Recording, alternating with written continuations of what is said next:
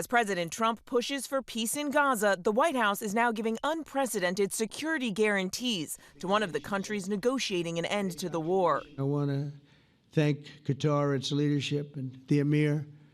He's a fantastic person. I think, I'm going to be his public relations man because I know him differently than a lot of people know him.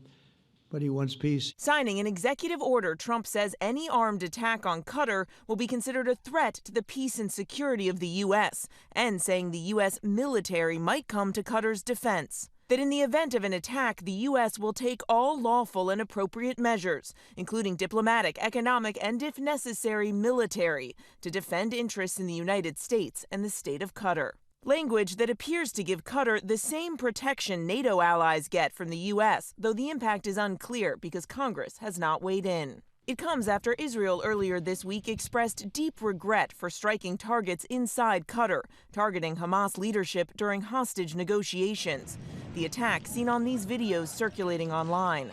Oh my God! And it comes months after Iran fired missiles at an American military base inside Qatar.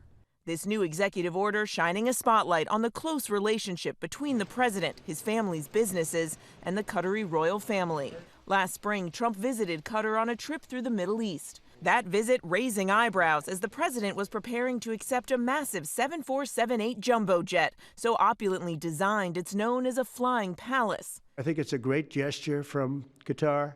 I appreciate it very much. The Qatari royal family gifting the Pentagon the luxurious $400 million plane to be retrofitted to serve as Air Force One for the remainder of Trump's presidency, a process that would likely carry a hefty price tag. I would never be one to turn down that kind of an offer. I mean, I could be a stupid person and say, no, we don't want a free, very expensive airplane. The plane would then be donated to Trump's presidential library just before he leaves office. But the deal is unlike any other, which has drawn serious questions about its legality. The president's family also does business with Qatar and announced a new luxury golf resort north of Doha, a project which costs billions and has drawn ire from ethics watchdogs.